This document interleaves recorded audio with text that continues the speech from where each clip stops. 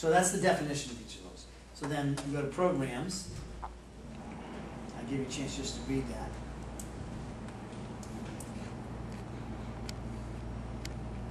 So do you understand when it says, you've got the individual, the homogeneous groups, the special interest groups, your constituencies, perceived demand for non-existent services. So that would be like, the public says you ought to have a dentist in the school to get services, and you say, well, there's this perceived demand for a service we don't provide. Or maybe it's a social. We should have more social counseling in the schools. So are you developing under programs? Are you in growth, struggling to balance to meet the needs of students, serve more varied constituencies, take hold in the district, demand of parents, exceeds ability to deliver? So you're being asked, you feel you're being asked, too many things to do by the parent community? Or are you in the maturity stage of the programs? So you have good balance of programs, but you're always looking out for new opportunities. So we basically are going to put a dot on one of these three. Well, you're basically going to be putting a dot on a chart. On the chart. But when you come back, what I want you to do is sort of read the matrix across the top and think about where you put your dots. Make your X's on this paper. All right, so you're doing this individual. Then we're going to have you take your dots, and I have this set up without the words in here, and you're going to place your dots on here. When it's like ready, set, go, we're all ready, so you can't watch it. Then you put your dots up. And then we're going to have a conversation about how does the board perceive itself in these areas. It'll be interesting. If they're all clustered together, you're all on the same page. If you're all over the map, then... You have a question?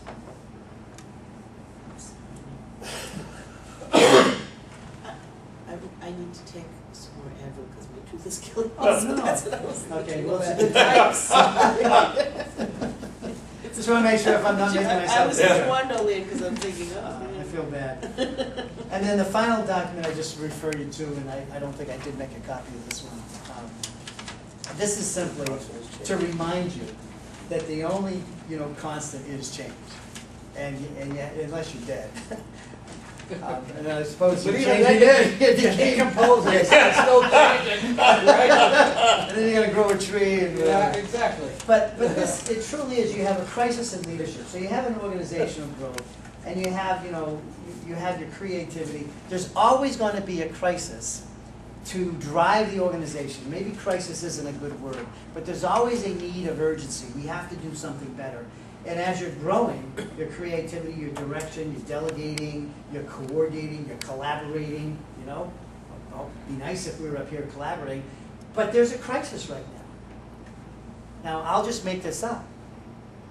If it's a high performing and you're working in that way and you're collaborating, well, what's the crisis? It might be lack of trust, lack of communication, lack of good support systems for communicating.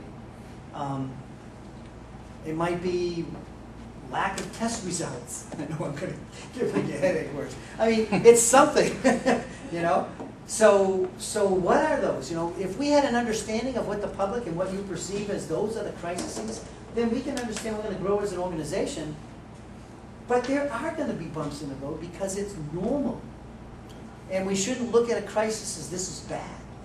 We should look at a crisis as this is an opportunity to do something as a board to make things better. So when you pass that on to the next constituent that's sitting in your seat, they go, they dealt with it in a very professional way, they got it fixed. They have an obligation to look back and say what they were doing then isn't going to work now. We need to change it. And that's the evolution. So what was it? 99 or Olive Garden? 99. All right. No, it was Olive Garden.